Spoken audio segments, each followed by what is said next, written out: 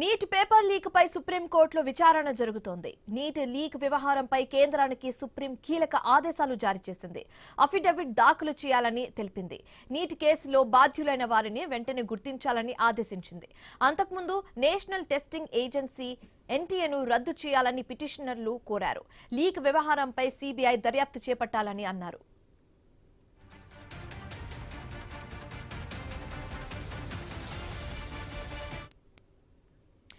Neat paper leak పై సుప్రీంకోర్టులో విచారణ జరుగుతోంది. ఇదే అంశానికి సంబంధించి మరింత తాజా సమాచారం మా కరెస్పాండెంట్ రత్నకుమార్ ఫోన్ ద్వారా అందిస్తారు.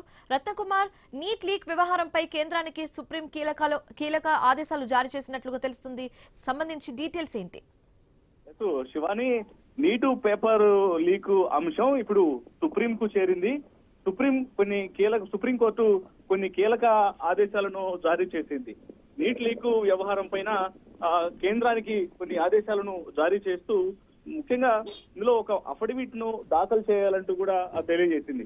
అయితే ఇందులో కీలకంగా పేపర్ లీక్ అవడానికి నేషనల్ టెస్టింగ్ ఏజెన్సీ ఎన్టీఏ పాత్ర అనేది చాలా కీలకంగా ఉంది అని భావించిన తర్వాత ఇమ్మీడియట్ గా ఈ టెస్టింగ్ ఏజెన్సీని ఎన్టీఏను రద్దు చేయాలి అంటూ సుప్రీంకోర్టులో పిటిషనర్లు కోరారు.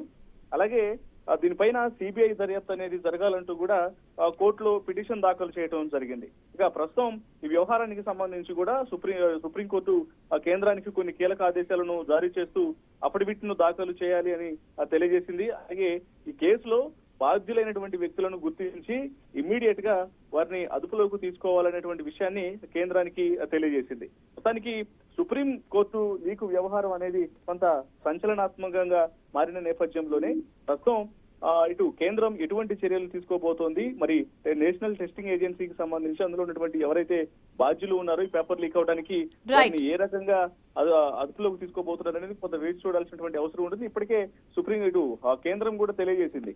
తామే ఎగ్జామ్ ను పిఎంఓ ద్వారా నిర్వహించబోతున్న విషయాన్ని కూడా తెలియజేసినటువంటి సంగతి తెలిసిందే. జూన్ 21న ఈ పరీక్షను మరొకసారి నిర్వహించబోతున్నారు. Shivani, thank you Ratnakumar.